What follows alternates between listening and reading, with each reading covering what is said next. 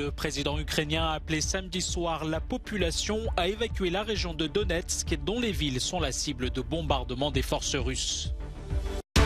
Le Parlement irakien, de nouveau occupé par les partisans de Moqtada al-Sadr, le leader chiite, s'oppose à la nomination d'un de ses adversaires politiques au poste de chef de gouvernement. Ambiance à Londres avant la finale de l'Euro féminin de football. L'Angleterre défie l'Allemagne ce dimanche à Wembley devant près de 87 000 spectateurs. En Ukraine, la région de Donetsk, dans l'est du pays, est devenue l'épicentre des combats depuis plusieurs semaines.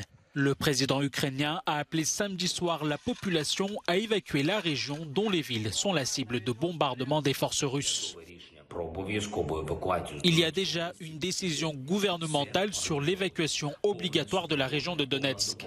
Tout est en train d'être organisé. Soutien complet, assistance complète, à la fois au niveau logistique et financier. Nous avons seulement besoin d'une décision de la part des personnes qui ne se sont pas encore décidées. S'il vous plaît, évacuez, nous vous aiderons. Nous ne sommes pas la Russie. Nous ferons tout notre possible pour sauver un maximum de vies et limiter au mieux la terreur russe. Pendant ce temps, Moscou et Kiev continuent de s'accuser mutuellement des frappes sur la prison d'Olenivka, ayant entraîné la mort de plus de 50 prisonniers ukrainiens. Dans une vidéo publiée samedi, le commandant par intérim du régiment Azov a déclaré que ses forces considéraient l'attaque d'Olenivka comme un acte d'exécution publique commis par la Russie en toute impunité. La plupart des prisonniers morts à Olenivka étaient des combattants du régiment Azov qui s'étaient illustrés dans la défense de Mariupol. Après de longues semaines de résistance sur le site sidérurgique Azovstal, quelques 2500 combattants ukrainiens s'étaient rendus en mai à l'armée russe. La liste des pays européens sans gaz russe s'allonge.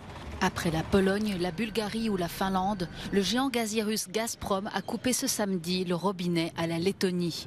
Cette annonce intervient alors que Gazprom a réduit drastiquement ses livraisons de gaz à l'Europe via le gazoduc Nord Stream 1 sous prétexte de maintenance. Au moment même où les pays européens s'efforcent de remplir leurs réserves pour l'hiver.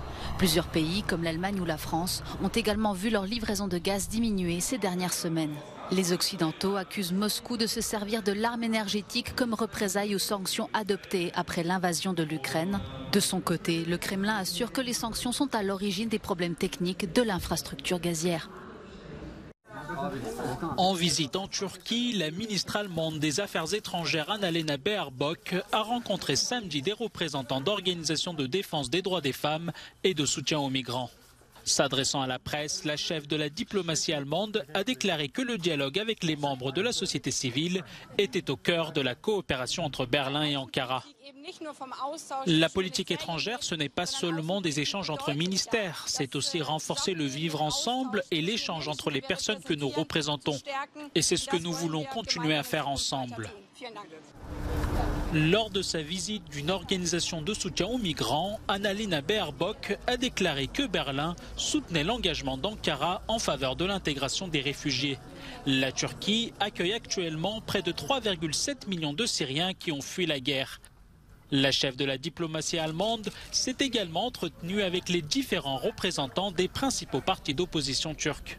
Vendredi, la ministre allemande avait suscité un échange tendu avec son homologue turc en appelant Ankara à respecter les décisions du Conseil de l'Europe concernant les droits de l'homme. Des milliers de partisans de Moqtada al-Sadr ont envahi une nouvelle fois le Parlement irakien samedi qu'ils comptent occuper jusqu'à nouvel ordre. Ils rejettent la candidature au poste de Premier ministre de Mohamed Shia al-Soudani, jugé proche de l'ancien chef du gouvernement Nouri al-Maliki, ennemi historique de Moqtada al-Sadr. Le Premier ministre Mustafa al-Kazimi a appelé au calme et à la retenue. C'est une période très difficile. C'est malheureusement une vérité amère. Nous devons tous coopérer et rester solidaires afin de ne pas nous pousser dans l'abîme. Nous devons juger avec notre esprit, nos consciences et nos sentiments et nous en tenir à l'Irak et aux Irakiens et non à des intérêts mesquins. J'appelle tout le monde à être patient, calme et rationnel en ne se laissant pas entraîner vers un affrontement. J'appelle les citoyens à ne pas se heurter aux forces de sécurité et à respecter les institutions de l'État. Au moins 100 manifestants et 25 membres des forces de l'ordre ont été blessés samedi, selon le ministère de la Santé.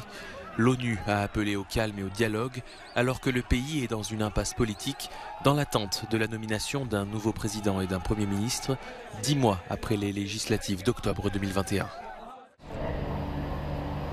Une deuxième personne atteinte de la variole du singe est morte en Espagne, a indiqué ce samedi le ministère de la Santé, au lendemain de l'annonce du premier décès dans le pays d'une personne infectée par ce virus. Avec plus de 4000 cas, l'Espagne est l'un des pays qui compte le plus grand nombre d'infections recensées. 120 personnes y sont actuellement hospitalisées. Au total, 8 décès ont été enregistrés dans le monde depuis le mois de mai. Les 5 premiers en Afrique, le 6e au Brésil ce vendredi. Alors que l'OMS a déclenché la semaine dernière le plus haut niveau d'alerte, les vaccinations ont débuté dans plusieurs villes, comme ici à Paris. Également touché par le VIH, un patient londonien raconte comment les symptômes sont apparus. Les lésions ont commencé sur mon nez seulement, dit-il. Je n'en avais pas jusqu'à ce que je sois admis à l'hôpital et que je commence à prendre des antibiotiques et du paracétamol.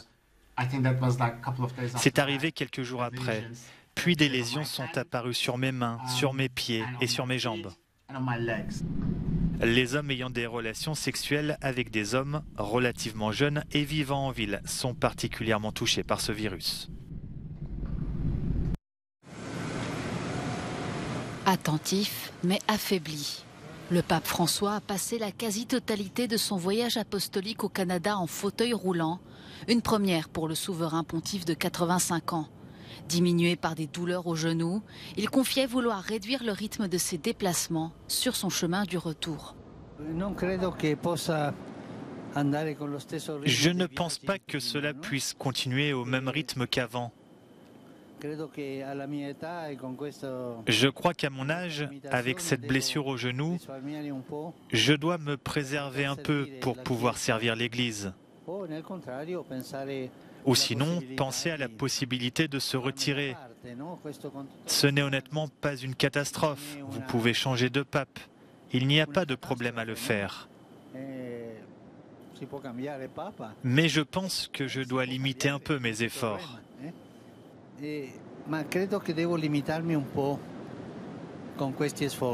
Cette annonce survient après le report de plusieurs voyages officiels prévus depuis des mois, notamment sa tournée africaine qui devait le mener au Congo et au Soudan du Sud. Après son séjour au Canada, où il est venu renouveler ses excuses pour le rôle de l'Église catholique dans le drame des pensionnats pour autochtones, le pape François a qualifié ces pratiques de génocide culturel, mené pendant plus d'un siècle.